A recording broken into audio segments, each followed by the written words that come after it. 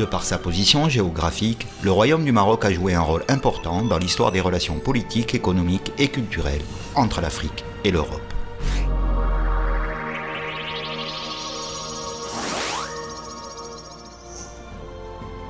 Son appartenance au monde musulman et les talents politiques et diplomatiques de ses souverains ont encore renforcé ce rôle en maintenant une relation entre ces deux continents et les pays du Moyen-Orient, et plus généralement en établissant un dialogue constant entre les pays occidentaux et le monde arabo-musulman.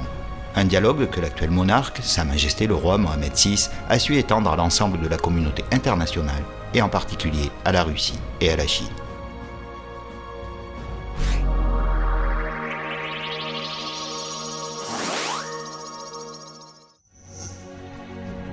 Le Maroc d'aujourd'hui a bénéficié des initiatives prises par les souverains chérifiens dès le début des indépendances qui en Afrique ont balisé la deuxième moitié du XXe siècle. Dès 1961, durant la conférence de Casablanca, feu le roi Mohammed V exprime l'idée, révolutionnaire à l'époque, d'une coopération sud-sud dans les domaines politiques, économiques, sociaux, culturels et militaires.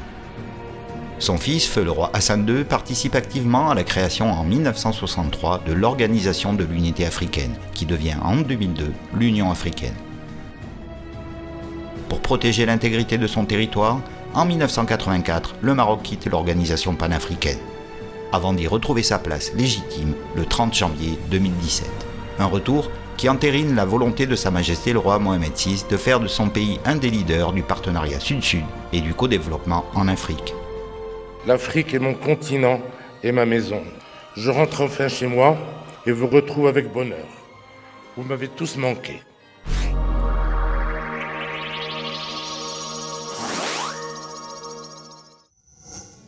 À l'origine, pays essentiellement agricole, dès les années 60, le Maroc s'est singularisé par une politique de développement originale qui a capitalisé sur une évolution rationnelle de ce secteur. En quelques décennies, l'agriculture marocaine s'est métamorphosée, modernisée.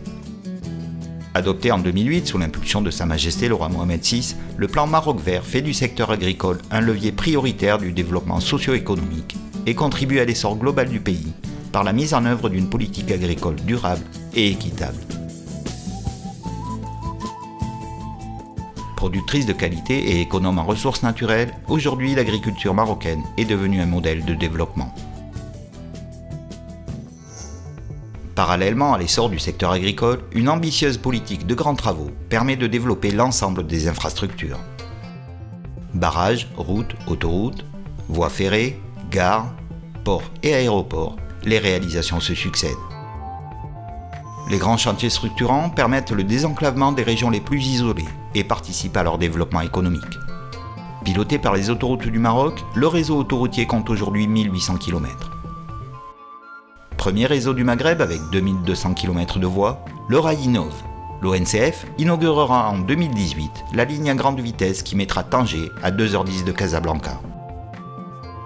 Après le succès et l'importance du port de Tanger-Med pour la vie économique du pays, l'ANP, l'Agence nationale des ports, multiplie ses investissements avec de grands projets tels que la construction du nouveau port de Safi Atlantique ou l'aménagement du port de Kénitra pour accompagner l'implantation de la future usine automobile Peugeot.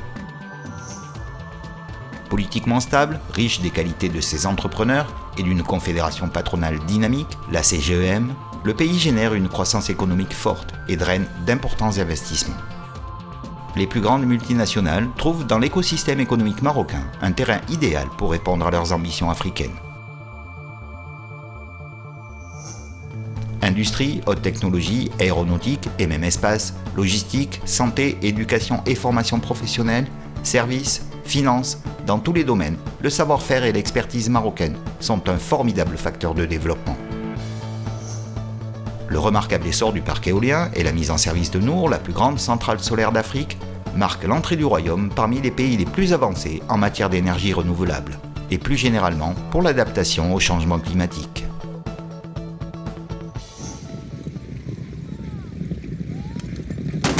Tourné vers l'avenir mais fier de son passé, le Maroc n'oublie pas la culture.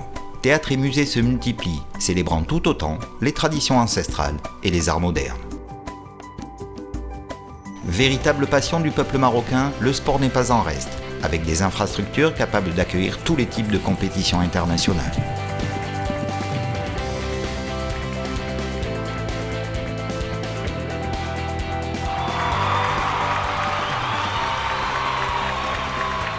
partout sur le territoire, les équipements répondent aux besoins des grands, comme des petits. Deuxième réseau du continent pour l'aérien et le rail. Troisième économie africaine. Premier centre financier. Premier marché attractif du continent pour les investissements. Le Maroc est désormais un hub portuaire, aérien, économique et financier de première importance pour la région MENA et pour l'Afrique de l'Ouest, mais également, et là encore sous l'impulsion de Sa Majesté le roi Mohamed VI, pour l'ensemble du continent africain.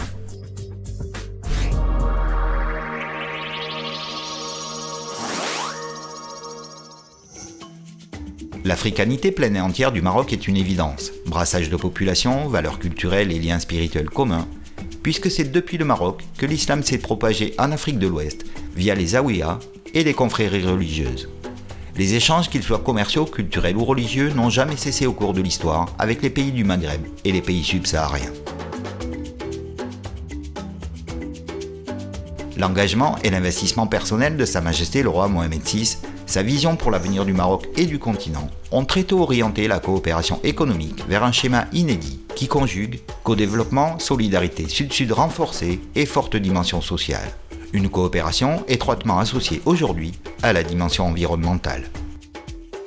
J'ai pris l'initiative de vous convier à ce sommet afin que notre continent harmonise la lutte contre les changements climatiques et l'action en faveur du développement durable. Concrétiser les projets régionaux et transnationaux structurants, tel est le défi que je vous invite à relever.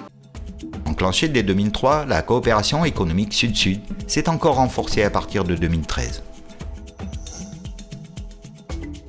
Les visites officielles du roi, accompagnées de membres du gouvernement et d'acteurs du secteur privé marocain, ont permis la signature d'un grand nombre d'accords de partenariat et de coopération technique et commerciale.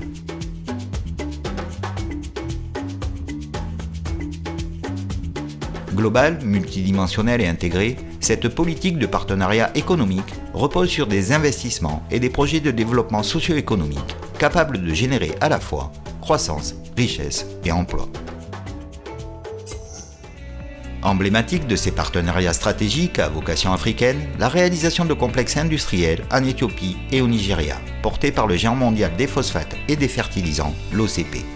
Ces accords intègrent des mesures d'accompagnement pour les agriculteurs locaux, pour demain assurer l'autosuffisance alimentaire et répondre aux besoins d'une population en constante augmentation.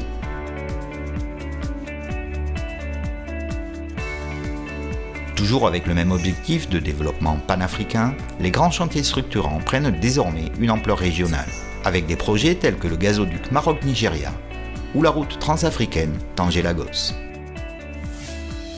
Le Maroc est aujourd'hui le premier pays investisseur du continent.